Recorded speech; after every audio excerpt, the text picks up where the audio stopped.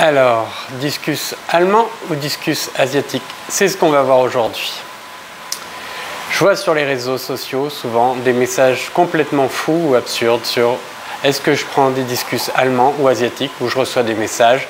Est-ce que c'est des discus allemands ou asiatiques? C'est vraiment une question absurde partiellement. Pense à t'abonner et à liker la vidéo. En fait, on devrait parler de discus allemand, asiatique ou sauvage. Pour quelle raison? Un discus, c'est un discus, qu'il soit allemand, asiatique ou sauvage. C'est des poissons qui peuvent se reproduire entre eux sans aucun problème, parce que c'est vraiment une question qui revient de manière hallucinante. Je ne vais pas vous parler de couleurs, de variétés, de choix esthétiques. Ça, c'est chaque pays, c'est chaque personne qui a ses goûts. C'est pas là la question. Qu'est-ce qui a fait la réputation des discus allemands? Je vais lever le voile tout de suite. C'est les éleveurs, c'est le choix des éleveurs d'élever des discus sans parasites. Que ces éleveurs s'appellent Rahn, Piwo ou Stenker, on aime, on n'aime pas, mais ce qui a fait la base de leur élevage, de leur réussite, c'est le fait qu'ils élèvent des poissons en bonne santé. Des poissons sans parasites, on ne peut pas le voir au premier abord. Un poisson qui a un système immunitaire encore opérationnel, qui n'a pas encore été trop abîmé par les parasites, on ne peut pas voir qu'il est atteint. Mais un discus sans parasites, ce dont on est sûr, c'est qu'il mange bien, qu'il n'a pas besoin de traitement. Mais en Asie, il y a aussi des éleveurs de discus sans parasites. Les éleveurs asiatiques sont certainement parmi les meilleurs du monde. C'est eux qui ont créé toute la variété des souches que l'on peut rencontrer actuellement. Mais l'Asie, c'est immense. C'est plus qu'un continent. On parle de la Chine, de la Corée, du Vietnam, de la Malaisie, de l'Indonésie. Enfin, c'est très vaste. Effectivement, sur une telle surface, sur un tel nombre d'éleveurs, eh ben, il y a des bons éleveurs et des mauvais éleveurs. Et c'est là où je veux en venir. C'est des choix d'élevage. Il y a eu des choix d'élevage sans parasites et c'est quelque chose qui se développe de plus en plus en Asie actuellement. Votre choix sur vos choix de discus, c'est la manière dont les discus sont élevés et pas tellement le pays, la provenance.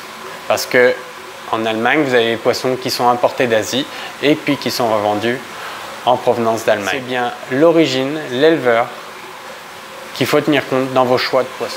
Autre chose, les poissons qui viennent d'Asie, qui arrivent en France, il faut être honnête, la France n'est pas leur premier marché. Ce n'est pas forcément les plus beaux poissons qui vont arriver en France, parce que nous, Français, on met un budget limité dans nos poissons. Les poissons qui viennent de partout dans le monde, ils transitent par des exportateurs, par des importateurs. Et tous ces hubs de transit sont là aussi des sources de parasitisme élevé. Donc il ne faut pas regarder que l'éleveur, mais toute la chaîne, depuis l'éleveur, l'exportateur, l'importateur et le revendeur. Vous pouvez avoir un très bon éleveur, mais les poissons transitent et au final être déçus par des poissons qui pourtant ont très bien été élevés. Tous ces poissons qui transitent, qui se regroupent, sont traités probablement pour des raisons de parasitisme parce qu'ils côtoient plein de poissons différents.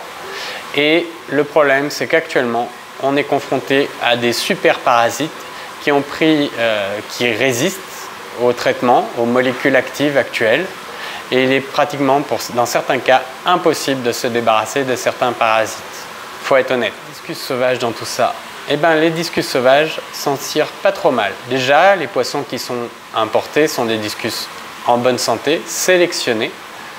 Et en plus, les parasites n'ont jamais été exposés à des molécules actives et du coup, ils se traitent plutôt assez bien, même s'ils peuvent être porteurs de parasites diversifiés. Mais surtout, avec cette vidéo, je voulais arrêter d'opposer les discus allemands ou asiatiques parce que c'est vraiment pas le fondamental de la question, c'est vraiment la qualité de l'élevage qui est le plus important. C'est vraiment ce qu'il faut noter car en plus, les molécules actives deviennent de moins en moins efficaces. Que vous ayez aimé ou pas cette vidéo, n'hésitez pas à la commenter, à la partager Et n'oubliez pas de vous abonner ou de mettre un petit pouce bleu. Merci, à plus tard. Salut les amis.